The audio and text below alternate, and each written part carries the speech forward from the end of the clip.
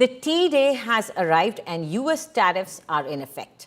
The United States has officially imposed an additional 25% tariff on Indian goods, raising the total levy to 50%. All eyes now on key export sectors: textiles, shrimp, gems and leather, whether they'll be impacted.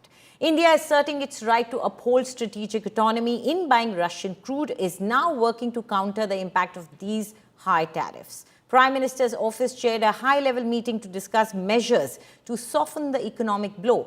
Prime Minister Modi hit out at economic selfishness, calling it a barrier to global fairness. He reaffirmed that India's national interest will remain the top priority regardless of external pressure. Justifying the tariffs, US President Donald Trump cited India's continued purchase of Russian oil and defense equipment, accusing New Delhi of indirectly aiding Moscow's war efforts in Ukraine.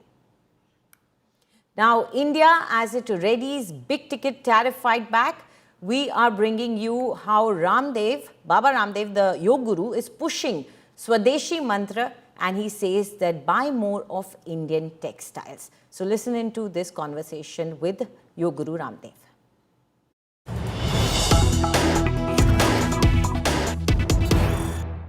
आज गणेश चतुर्थी है। कहते हैं भगवान गणेश हर विघ्न को हर लेते हैं और आज हमारे साथ योग गुरु बाबा रामदेव हैं। बाबा, अमेरिका के इन टैरिफ्स का जो विघ्न भारत के सामने है, कितनी बड़ी चुनौती भारत की? अमेरिका एक गांव की भाषा में बोले तो गुंडागर्दी, तानाशाही और इस तरह से एक असंवेदनशील राष्ट्र की तरह बर्ताव कर रहा है, एक शत्रु देश की तरह बर्ताव कर रहा है। तो फिर भारत के लोगों को भी अब चुप नहीं बैठना होगा। सब लोगों को प्रतिबद्धता के साथ अमेरिका के बने हुए सारे प्रोडक्ट्स का बहिष्कार करना पड़ेगा, बायकॉट करना पड़ेगा। जिस दिन भारत के लोगों ने अमेरिका के सारे प्रोडक्ट्स का बायकॉट करना शुरू कर दिया, अमेरिकन कंपनियों का बायकॉट करना शुरू कर दिया, उस दिन अपने आप अपनी औकात में आ जाएगा, भारत के सामने दंडवत प्रणाम करने आ जाएगा।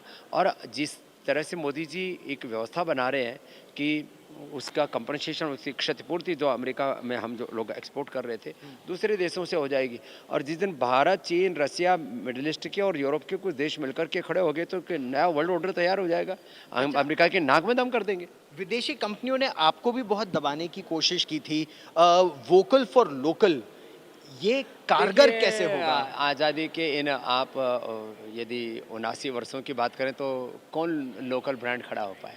हेयर केयर में, डेंटल केयर में, स्किन केयर में यूनिलीवर का, नेस्ले का, ये कोका कोला, पेप्सी और तमाम तरह के जो और एफएमसीजी जितनी भी कंपनियां हैं, कोलगेट का कौन वो मुकाबला कर पाया? लोग टूथपेस्ट मैंने कोलगेट समझते थे और प्रारंभ में तो हमारे दंतकांति को भी लोग कहते थे वो बाबा जी का कोलगेट दे दो।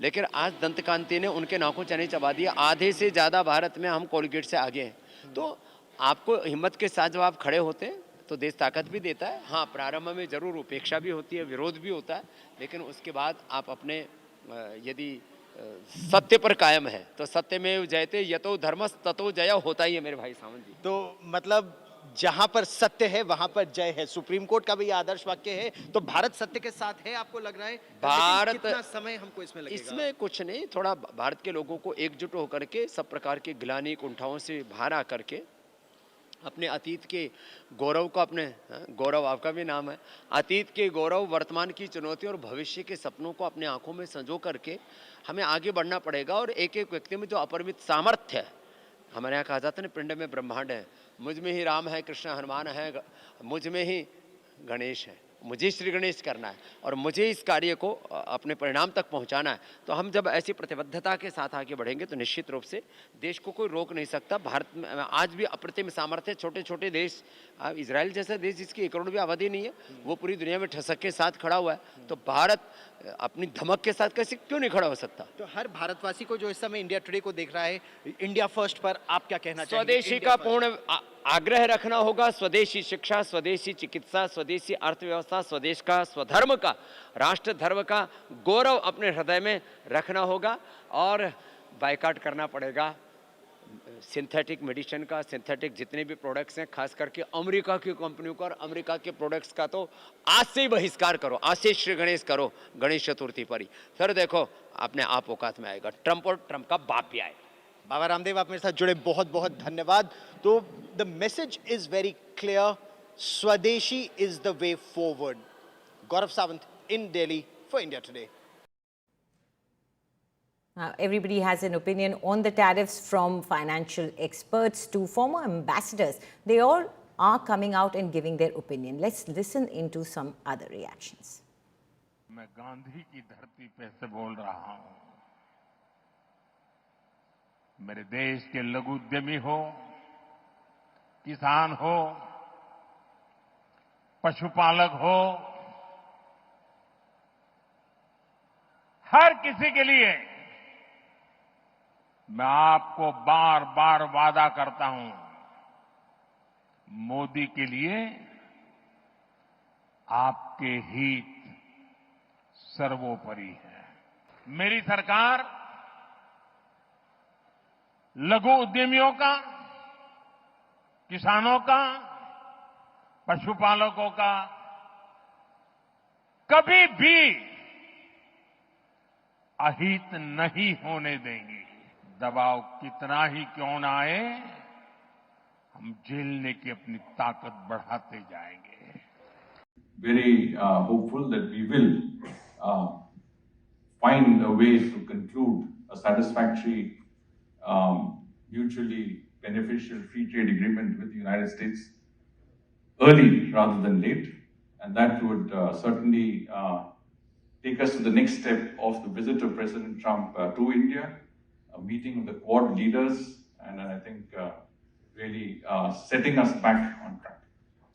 50% tariff is a big number. It will impact our exports, the dollar volume, and also it would imply back end in India, it will mean job losses in some sectors. However, India, I think, is taking a holistic view. One, the government is trying to, and the industry itself is trying to diversify and open up new export markets. That's one. Also, the country itself, there is now a push to improve our own productivity, make our goods more competitive for global standards. So it will be a mix of steps taken externally by India and internally by India to face this hardship. But yes, some sacrifices will have to be made. I think it will maybe impact the business, but in a very temporary manner. I think both countries are still in the negotiations, in the discussions to have a win-win deal in the bilateral agreements. And I am sure that both the governments will actually, reach a very good, fruitful agreement, which is mutually beneficial for both. So maybe there is some temporary, hiccup that will come, but I think I'm sure both countries will reach to a win-win agreement. Tariffs are obstacles to free trade wherever they are, whether it's on the Indian side, whether it's on the European side, whether it's on the US side. So we would always be in favor of reducing tariffs to a minimum level. Now, amid India's fight against Trump tariffs, a clip of Prime Minister Narendra Modi is now going viral. In his first ever podcast interview with the Zerodha CEO Nikhil Kamath, Prime Minister had revealed that his risk-taking abilities had not been fully utilized. The resurfaced clip is being widely shared as India explores bold responses to the tariff shock. Listen in. मुझे लगता है मेरी जो risk taking capacity है उसका अभी full utilisation हुआ ही नहीं है, बहुत कम हुआ है। मेरी बहुत रिस्क टेकिंग कैपेसिटी शायद अनेक गुना ज्यादा होगी। इसका कारण है कि मुझे परवाह ही नहीं है, मैंने अपने विषय में कभी सोचा ही नहीं है जी। और जो खुद के लिए नहीं सोचता है उसके पास रिस्क टेकिंग कैपेसिटी का कोई यानी बेहिसाब होती है। मेरा केस ऐसा है। अगर आप आज के दिन आज मैं ये नहीं हूं, कल ये नहीं रहूंगा तो मेरा क्या होगा, कोई लेना देना ही नहीं मेरा तो। So amid the tariff row, India Today spoke to Asad Iraqi, the regional chairman of the Council for Leather Exports, on India exploring new markets like Russia, Africa and the UK. Listen in. सबसे बड़ा विकल्प हमारे पास जो है हमारा अपना देश खुद है।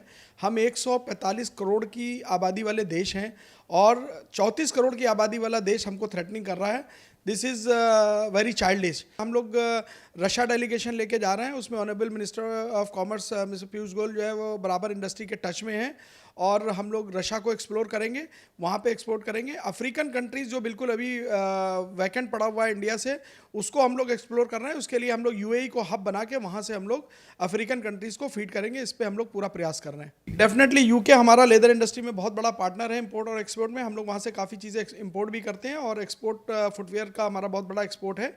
तो एफटीए साइन होने के बाद हमारा वहाँ पे बिजनेस ऑलमोस्ट डबल होने के चांसेस हैं। डबल नहीं तो हम लोग 75% तो ग्रोथ करेंगे, उससे उसको भी हम लोग मीट आउट